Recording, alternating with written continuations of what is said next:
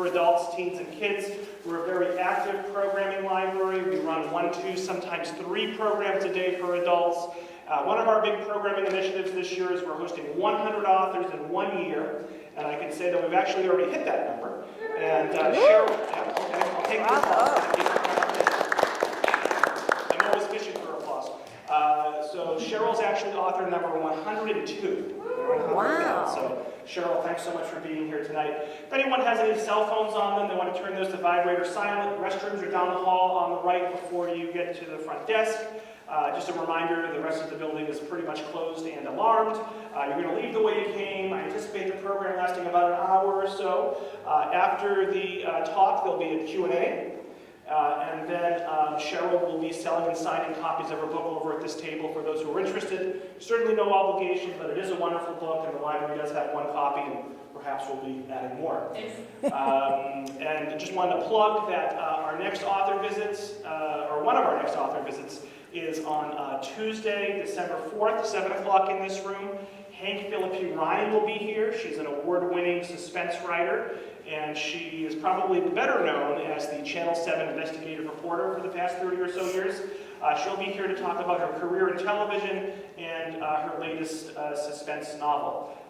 She is a big-time author, a New York Times bestseller, who's an Agatha Award winner. And if you like thrillers or suspenseful novels, I think you really will enjoy her. And then I also wanted to plug that Saturday, December 1st, if you're not going to see the Tewksbury football team win the Super Bowl at Gillette Stadium, please come to the library from 6 to 8:30. We're hosting our opening night for our Festival of Trees. So we're going to have 40 or so Christmas trees decorated around the building, donated by local businesses, nonprofits, families, and schools, churches. And we're also going to have a concert at 6:15 for children with Steve Blunt, and a concert at 7:30 for everyone with the Merrimack Valley a cappella chorus. In addition, there'll be crafts for kids, letter writing to Santa for kids, and cookies and cider for everyone. So that's this upcoming Saturday, December 1st, 6 to 8:30, and then the trees will be up for the rest of the month as well. So something to look forward to.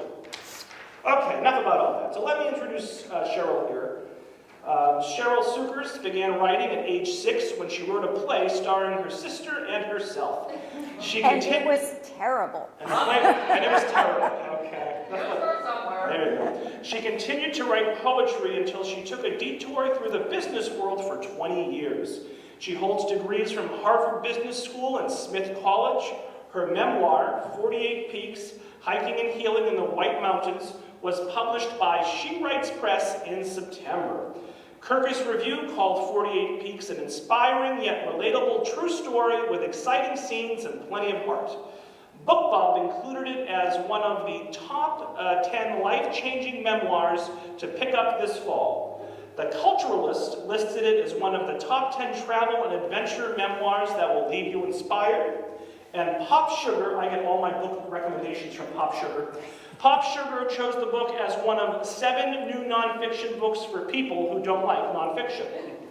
So Cheryl's work has appeared in literary journals, magazines, and anthologies. She lives with her husband in Cambridge, Massachusetts, and wishes their grown daughter lived nearby. So all 20 of us or so, let's give a big round of applause. Now I'd like to invite you on a journey. I'll make some remarks for the next 25 or 30 minutes, read you 3 short passages from my book, and leave plenty of time for questions and discussion. Once upon a time, back in the fall of 1998, I went on a hike that changed my life. Yet today, the notion of preserving our wild places and protecting the health of our planet is under daily attack, despite the fact that we have so much to learn from nature. We now know, for example, that trees of the same species, rather than compete with each other for resources like sunlight and rain and good soil, they actually cooperate with one another. Stronger trees sustain weaker trees. They understand, as Peter Wohlleben, the author of The Hidden Life of Trees, puts it, that a tree can only be as strong as the forest that surrounds it. And I ask you, isn't the same true for us? Aren't we humans only as strong and as healthy as the society and the environment that surround us? That autumn in 1998, as I was turning 48 years old, I was in the midst of a major career transition. I was leaving the world of business to try my hand at something I had wanted to do since I learned to read, which was to write a novel. All through my childhood, books had been my most constant companions as my family moved around and as my childhood was sometimes difficult. So there I was, right? Following my bliss, writing a novel. Well, not so much. I had thought that writing a novel would be a slam dunk. I mean, in the business world, everybody thought I was a great writer, but I quickly discovered that expository writing and fiction were about as alike as construction projects and artichokes. And what I had expected to be so easy was turning into the hardest job I'd ever had, which left me feeling like a woefully unskilled, and even worse, possibly untalented baby novelist, as I stared down 50, an age where I thought surely I should know what I was doing. Well, not only did I not know what I was doing, but no one came and sought my advice anymore. My business experience just seemed to get in the way of my writing, and I certainly wasn't getting paid. I was flubbing my dream. But I was used to thinking of myself as successful. And I was getting kind of desperate since I wasn't being successful. So I was looking for something, anything, that I could develop a sense of mastery over, a sense that I had some control over something. I decided to choose a very concrete physical goal, something unambiguous, completely different from writing. It had to be really challenging so that if I could achieve it, I would feel successful. So I decided to hike Mount Tri-Pyramid in the White Mountains of New Hampshire. So this would involve hiking not one, but 3 peaks. It would not be 5 miles long, which was as far as I had ever hiked back in the day on much easier trails. No, this would be 12.1 miles long, round trip. And it also involved a curious thing called elevation gain, 3,000 feet of elevation gain. Now, I understood that that meant we'd start out here, and by the time we got to the top of the mountain, we'd be 3,000 feet higher. But I had no clue what that would feel like in the body. So here's how I've come to think of it. Picture, if you will, a 2-story house with an attic, okay? Now imagine one just like it next door. Pick up the second one, put it on top of the first one, and keep going. You have to add up 100 houses to get to 3,000 feet of elevation gain. And we would be hiking those 100 houses on rocks and roots and ankle-turning, knee-busting trails. Who knew? I didn't. Now, besides my age and inexperience, I had a few physical issues to contend with, but there was one thing that never came up in my months of planning and training, and that was this. I'm afraid of heights. Not auspicious.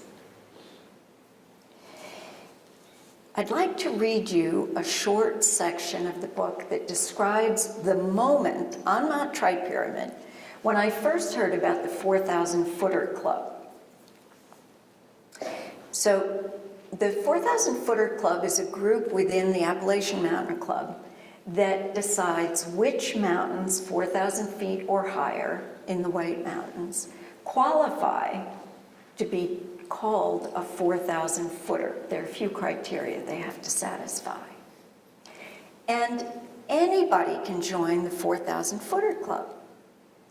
All you have to do is hike all 48 of the 4,000 footers on the list, and then you're in.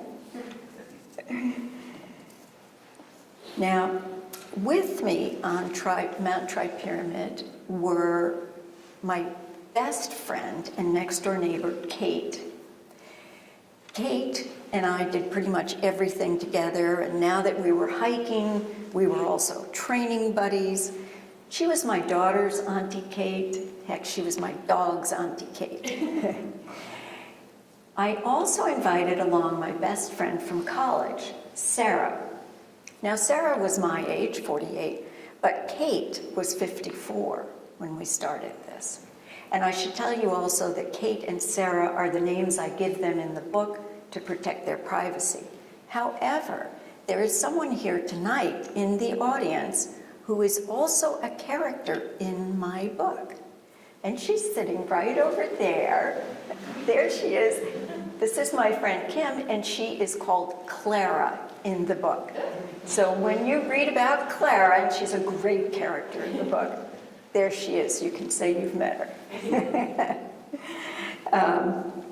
So at the time of this scene that I'm going to read to you, Kate and Sarah and I had been hiking a little over 5 hours, and we were just about to summit our second peak of the day, Middle Peak.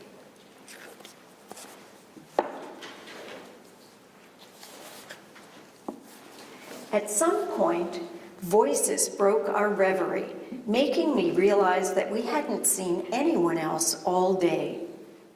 At the wooded summit of Middle Tri-Pyramid stood 3 men in a clearing so small they pretty much filled it. 2 of them had shaken out a map and were pointing out mountains. The other guy looked like a human aureole. He had black hair, white skin, and a black beard atop an orange shirt, orange down vest, and orange backpack. He bounced up and down on the balls of his feet. In one hand, he held a camera mounted with a most impressive lens. "Hello," he hailed us. "Which way'd you come up?" He had parked off the Kankamegas Highway on the north side of the mountain and had ascended on a different trail. He was so friendly, I asked him to take a picture of Sarah, Kate, and me. "You bet." He took my disposable camera without a trace of scorn and positioned us against the sliver of vista. The sun peeked out, but we zipped up against a biting wind. As we posed, we learned he shot photos for a living, he was single, and we were the first women he'd seen on Tri-Pyramid. "This is my 15th 4,000 footer. He handed back my camera. "You ladies peak bagging?" "Sure," Sarah quipped, raising her eyebrows. "Is that legal?" After a pause, he explained about the 48 4,000 footers and the 4,000 footer club. He spoke with enough relish that Kate asked, "What happens when you join?" "You get a patch." "That's it?" "Well, yeah," he said, in a tone that suggested maybe there was a reason he hadn't seen many women here. The three of us tramped on to South Peak. Sarah queried Kate about the African American newsletter that she edited and what it was like to be the only white person on staff. I pondered the 4,000-footer club. Who'd do such a crazy thing? Probably only elite hikers got in. Few of them women, I bet.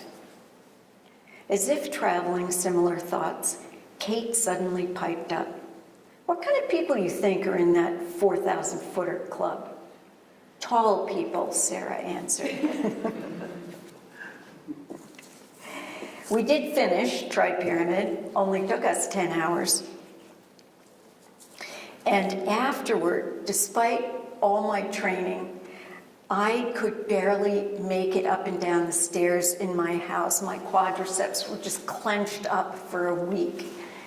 But it didn't matter at all because I was so euphoric. I couldn't believe that we'd actually done it. Now, Sarah disappeared back into her busy life, but Kate shared the rapture. And on our early morning training walks, we strutted through the neighborhood, feeling so proud and so strong. We wanted to pick up cars and save babies. I was utterly hooked on the 4,000-footers. So now I had a second dream to pursue, a 48-mountain quest. By the year 2000, I'd managed to bag 5 4,000-footers, 2 on Mount Tri-Pyramid with Sarah and Kate, 2 more with Kate, and 1 a surprise solo venture with no one except my trusty hiking dog, Juniper, our 13-pound Bichon Frise. And Kate and I also signed up for the winter hiking course, 8 weeks long of it, that the Appalachian Mountain Club puts on. A wonderful course, highly recommend it. So now we could hike all year long. Winter didn't prevent us at all. And we were so psyched. We were ready to bag peak after peak. We were ready to rock and root.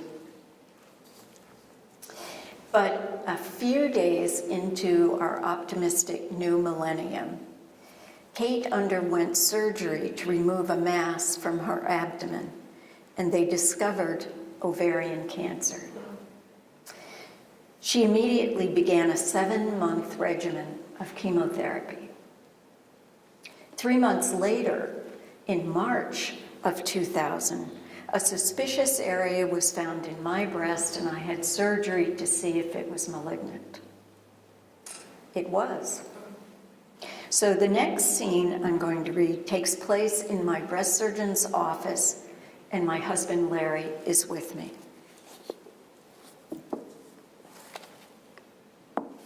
I sat fully dressed on the edge of a padded examination table. Larry squeezed into a small plastic chair at my feet. The breast surgeon stood. She spoke ugly, unwanted words. We didn't get clean margins on the biopsy. Since some of the tumor remains, you'll need another lumpectomy. Fleetingly, I wondered who "we" was, what part I had played in not getting the whole tumor. Then I wondered how many lumpectomies one breast could sustain. You might want to consider a partial radical mastectomy. I picked up my head to stare at her. My mother had had a mastectomy. Her naked, lopsided chest appeared before me. I saw the deep red grooves where the straps of her bra dug into her shoulder from the weight of her prosthesis. I heard her lowered voice asking, "Do you mind if I wear my robe without my bosom? By the end of the day, I just can't wait to get the thing off." I saw her hand drawn to the diagonal slash of scar across her chest, massaging circles into it while she winced and groaned.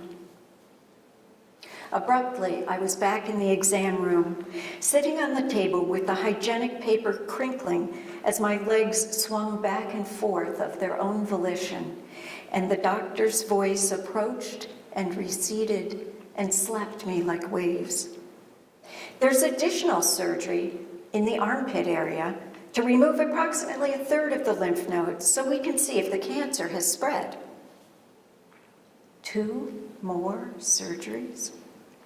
My mind stumbled and got stuck. From then on, words swirled in and out of my hearing. Possible radiation, chemotherapy, adjuvant therapy, tamoxifen. Larry's pen scratched furiously on the yellow pad in his lap. The surgeon wore a nervous smile. The room was very cold. Eventually, she stopped talking. She and Larry looked at me. "This is bad," I whispered. "Isn't it?" Her smile disappeared. "Yes," my surgeon said, "this is bad."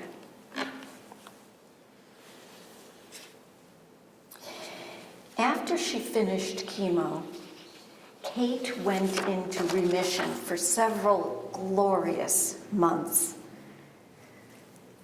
until her cancer came back. Though she had more treatment, as you learn in the prologue of my book, in the spring of 2002, when she was 58 years old and I was 52, cancer killed my best friend. I had no idea how I would fill the gap, the void that Kate left in my life. Regarding my own health, in 2000 I had my surgeries, went through chemotherapy and started taking tamoxifen, and though fortunately this does not happen to loads of women, everything gave me side effects. Lasting side effects. In many cases, I still have some of them today. But if you think I needed a sense of success before cancer, just imagine how much I needed it afterward, especially since all the doctors were telling me I was supposed to develop a new normal. I turned to the mountains. That first climb after cancer, wow, that was really rough. It had been 2 years since my last 4,000 footer and 1 year since the end of treatment. And you might think that a year is a long enough time to heal. I wish it had been, but I was still nowhere near strong again. But I needed to get back to the mountains. It was a beautiful Labor Day weekend, and I was in Waterville Valley with my family, my husband and our daughter, Casey, who was then 11 years old, and of course, Juniper. And the sky was cobalt blue and filled with sunshine, and the air was so crisp and clean and clear. It just was like biting into an apple. I had to get back to a mountain. So I talked my family into trying Mount Osceola. It was 6.4 miles round trip with about a little over 2,000 feet of elevation gain, so think 70 houses. And it had the bonus feature that once you got to the top, if you wanted to, you could add on another 4,000 footer, East Peak, if you were willing to add some more miles and a lot more steepness. Did I attempt East Peak? Well, you just have to read the book to find out. But I would like to read to you a little bit of how I felt at the top of Osceola, my 6th 4,000 footer. I'll set the stage for you by saying that as soon as we started hiking, Casey and Juniper just shot ahead, which was wonderful because then I could beg Larry to slow down. He was already carrying all my gear. I couldn't even manage to hold a water bottle. And after the first couple of miles, I was stumbling and shaking, and Larry was boosting me up over rocks or climbing ahead and leaning down to yank me up. And by the time that we got close to the summit, I was literally leaning down and with both hands pulling each leg forward. But I was so grateful to be on a mountain again, not just because of the 4,000 Footer Club and bagging peaks, but also because I felt one with everything around me. You know, I felt connected and nurtured as if I were part of this great living web of life. And it just made me feel wonderful. And I will read you some of what I was feeling. Casey and Juniper summited first, then Larry hauled me over the top. I stood there, breathing and shaking. After I waved them on, they wandered off to explore the broad ledges and take in the view. Once my legs steadied, I crossed the summit to the nearest edge, expecting to see a pretty view of skinny Waterville Valley, just from a different orientation. I was wrong. Delightfully wrong. Gazing eastward, I marveled at Mount Tri-Pyramid, the brute size of it. Words rolled through my weary brain, majestic, powerful, humbling. I turned slowly to soak up the landscape, allowing myself to believe that though sometimes nearly carried by Larry, I had actually summited Osceola, post-cancer. I turned to the northeastern view. Before me spread wave after wave of mountain. I counted no fewer than 7 ranges, each surging behind another. They stretched to the horizon, emerald blue. And as they marched farther away, shadowy cerulean shapes that touched the deeper blue of sky. I felt caught up in the motion of those rocky waves. I could take off into those mountains, up and down and over, until I knew each and every peak. I could let go of my complicated city life and live in the mountains, exploring them all day long and sleeping in them at night. The vast, astonishing beauty caused, along with the joy, an ache. The mountains called for grandeur, and I was only one person, and at that a lesser version of who I was before. If only I were a more tolerant, better person.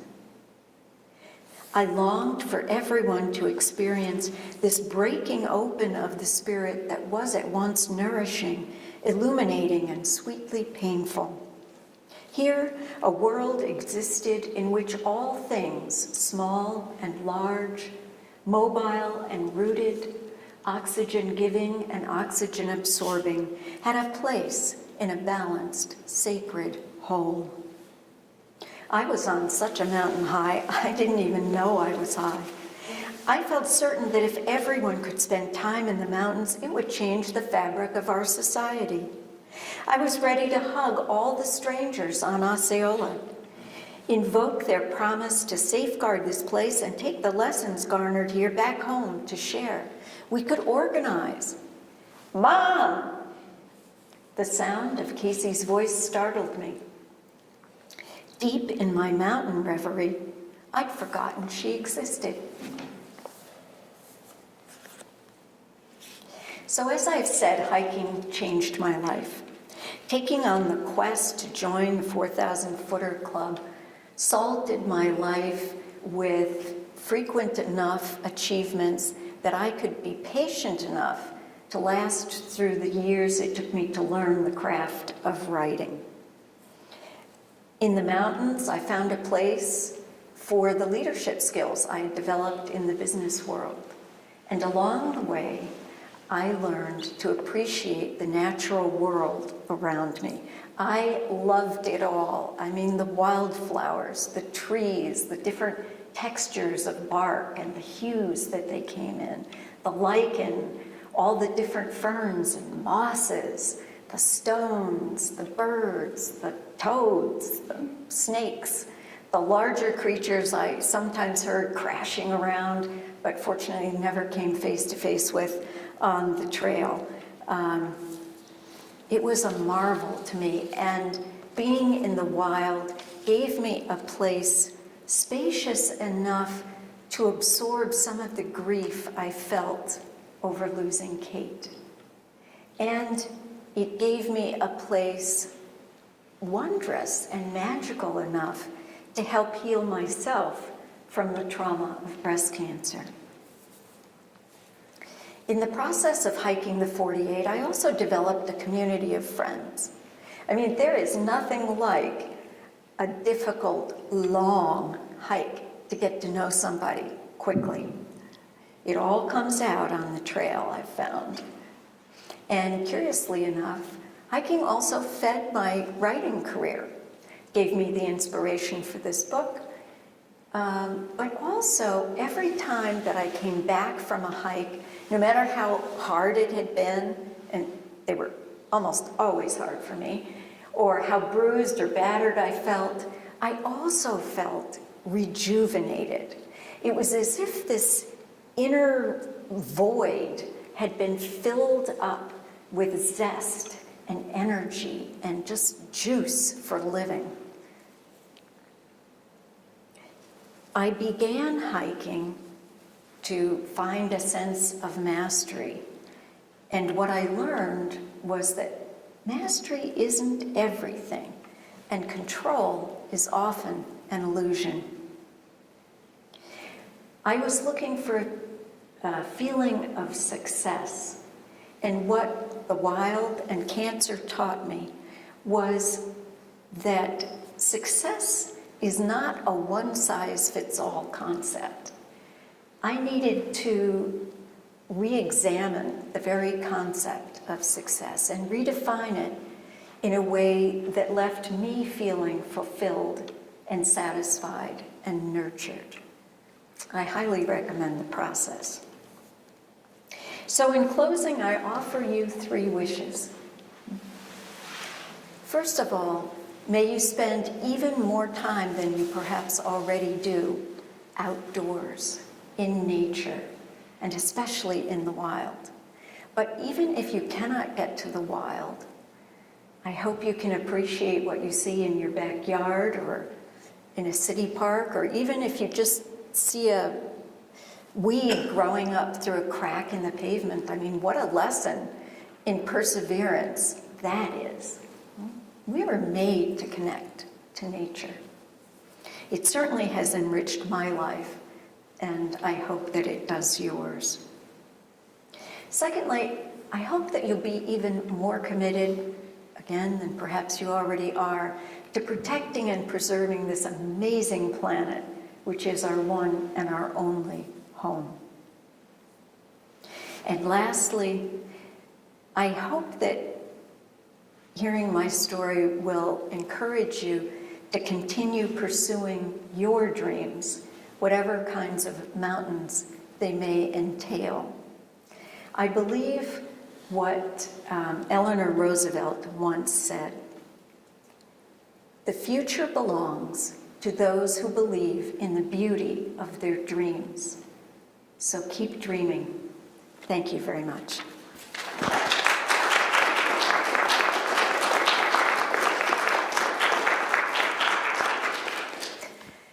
So I hope you've got some questions or comments or stories of your own to share. I'm happy to talk about anything: writing, hiking, cancer, life, sunspots, whatever you have. Yes, sir. First of all, I want to congratulate you for taking on some of those 4,000 foot as you're going through chemo and having cancer. Thank you. Because it does really affect your energy level. But secondly, you're being very modest. You're talking about the elevation gain and the hiking, but what you're not saying is that you were carrying a 20 or 30 or more pound backpack in addition to just simply hiking up the mountain. Well, I think initially my backpack was about 20 pounds, but After cancer, I actually could not carry a backpack because one of the surgeries that I had took out 15 lymph nodes from my armpit. And we have nests of lymph nodes here and here.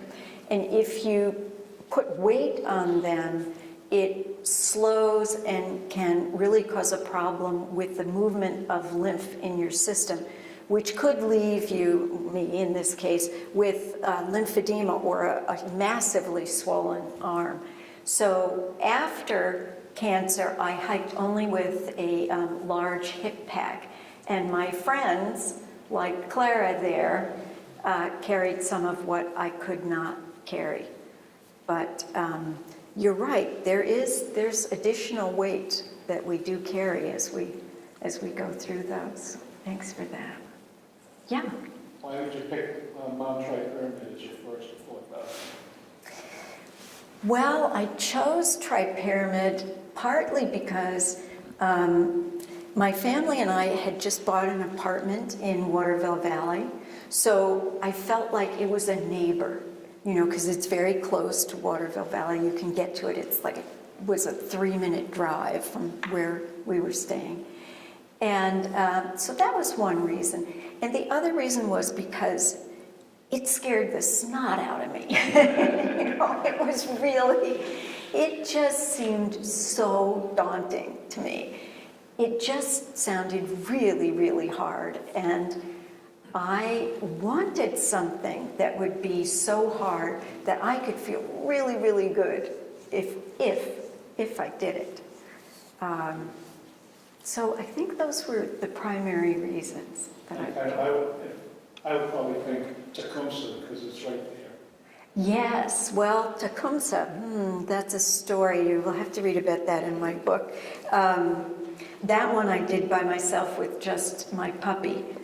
And I made some mistakes on that one. I'm here to admit it. And I don't know, you know, sometimes it's certainly shorter, but, you know, sometimes when you've got less of a distance and you've still got elevation gain, you've got less room to get up that height. And it was, even Tecumseh was challenging, but certainly not as hard as Tri-Pyramid.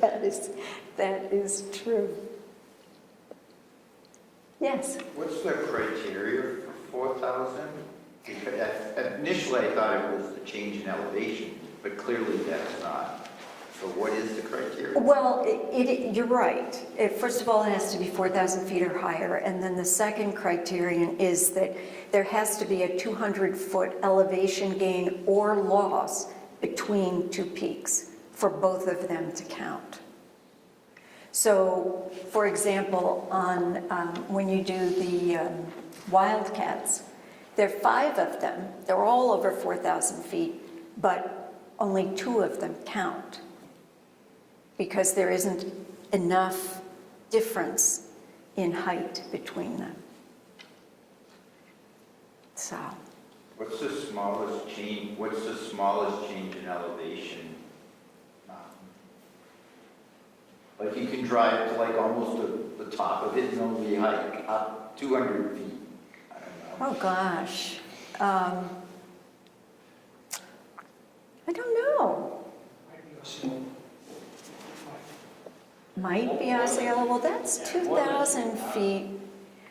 Yeah, 2,000 feet is probably about the least. I'm just kind of running through them in my head. And a lot of them are around 2,400 to 2,700 foot elevation gain.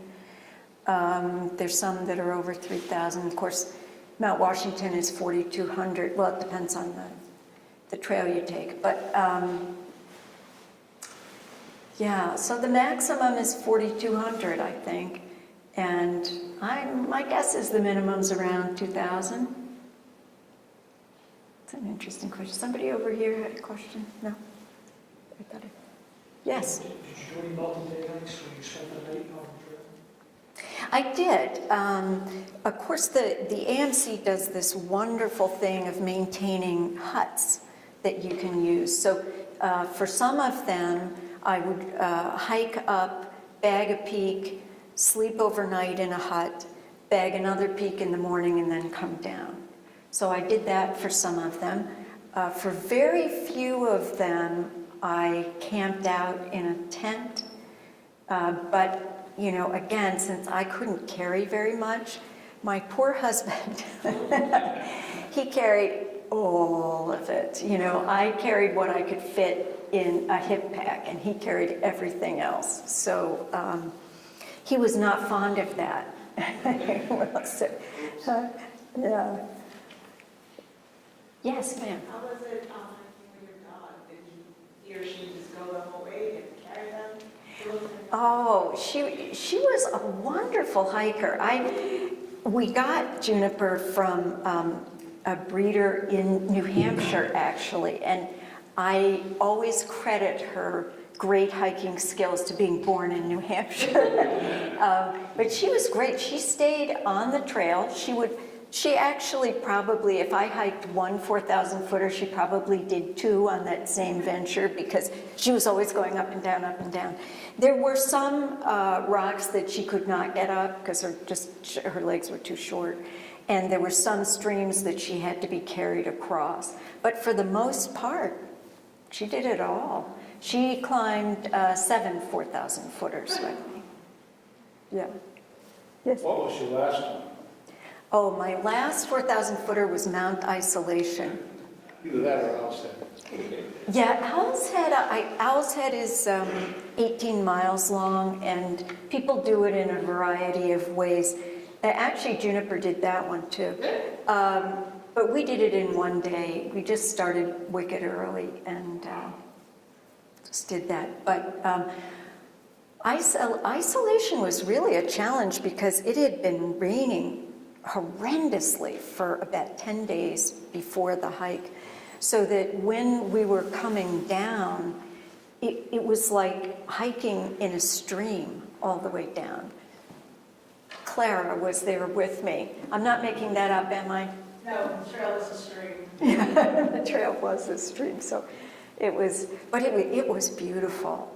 It was a gorgeous hike. Took us, 15 hours, I think. We had to keep taking our boots off to cross the river and the streams, and it was wild, but gorgeous. Yes, ma'am. What was your favorite one? Oh, my favorite one. Well, my favorite one. Well, I could be flip and say that my favorite mountain is always my next mountain, but I have a hard time picking favorites. I loved Mount Tri-Pyramid, not just because it was the first, but because you get this variety of terrain. Now you're smiling. Is that because you all have done Tri-Pyramid? I'm trying to get her to do it. Oh, well, maybe after tonight. Maybe after tonight. There's part of it that I thought looked like Sherwood Forest, in my imagination anyway.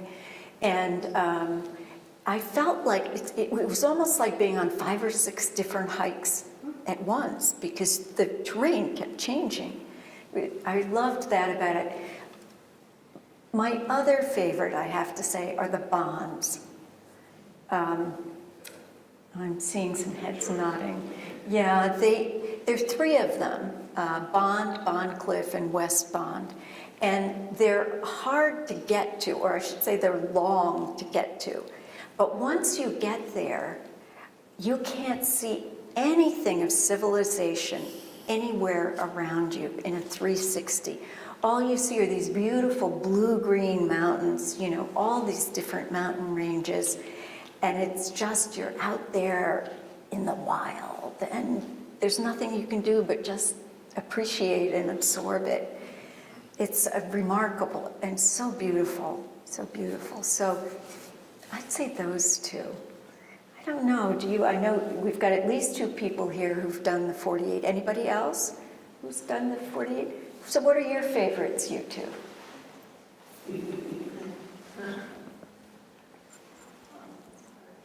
It's tough, isn't it? Yeah. It's tough, yeah. How about the Franconia Ridge? Well, I'm told the ridge is beautiful. The day I did it, it was pea soup fog. You gotta go back and get it, it's beautiful. Yes, I keep meaning to go back and do it, but you know, it's one of those things where I would only do it if it was beautiful weather, because it was tough. Yeah. I finished on Middle Track Pyramid, and that was in the sunset. It was beautiful. So Oh, that's yeah, well, it nice. wasn't winter, but it was. It was like this time of year, and there was lots of snow up there. Wow. So Yeah. it was really pretty. It is pretty hiking when the snow's falling, especially when you don't expect it. We had a hike like that, and when you're really hot because you're climbing up and you're really sweaty and you're bare-armed and the snow is falling. I'm never like that. I'm always cold. So for me, that was really a thrill. Did you meet some through hikers? Oh, yes. Met quite a number of through hikers. Always tried to give them some food. They never turned me down. You know, it was always those poor people. You know, they're just burning so many calories they can't carry enough food. So whatever it was, we had, especially chocolate and anything high calorie. They were thrilled to get. But even, you know, like half an eaten sandwich they would take. They were just happy to get anything. And it's so impressive, those folks. Just amazing, amazing people. Cheryl, Yes, Kim. when did you realize that your hiking project was going to become your writing project? You didn't start hiking in order to write a book about it, I don't think. No, I did not. So when did you decide that this was actually going to be what you wrote? Well, I had been working on this novel that I had told you all about, and then when I got cancer, I gave up the novel because I couldn't. I don't know. Have you all heard the term chemo brain? Chemotherapy affects your mental acuity. Not for everybody, but certainly it did for me, and I just could not handle a big book project. So I then started writing short stories. So I wrote, because, you know, I knew they could be finished. I knew that. So I did that for a while and wrote some poetry for a while. And then I started hiking. And it was just before my 11th peak that I decided, I could write a book about this. You know, I love hiking, I love writing. I'll just marry the two. But I did not start out writing this book. I started out, it was going to be a how to hike for beginners book. And somehow it morphed into this because my writers group kept saying, well, that's all kind of interesting, yeah. But what we really want to know is, what do you mean when you say that because your mother died, you were able to pursue your dreams? That's what we want to know about. So it became a mixture and therefore a memoir. And I'm seeing Robert nodding, and I'm remembering that he started work this morning at 8 a.m. and he would like to get home, as I would have had I started at 8 a.m. So I think, unless there's any other question, we'll call. Yes, sure. Did you keep a journal as you went? Oh, I did, yes. Yes, I was a journal writer from the get-go. I had been keeping journals for years, and I did through cancer as well. And it was those notes that allowed me to write the book about both the cancer time and the hiking time as well. Yeah. Good Any question. last questions for Cheryl? All right, so let's give Cheryl a big round of applause.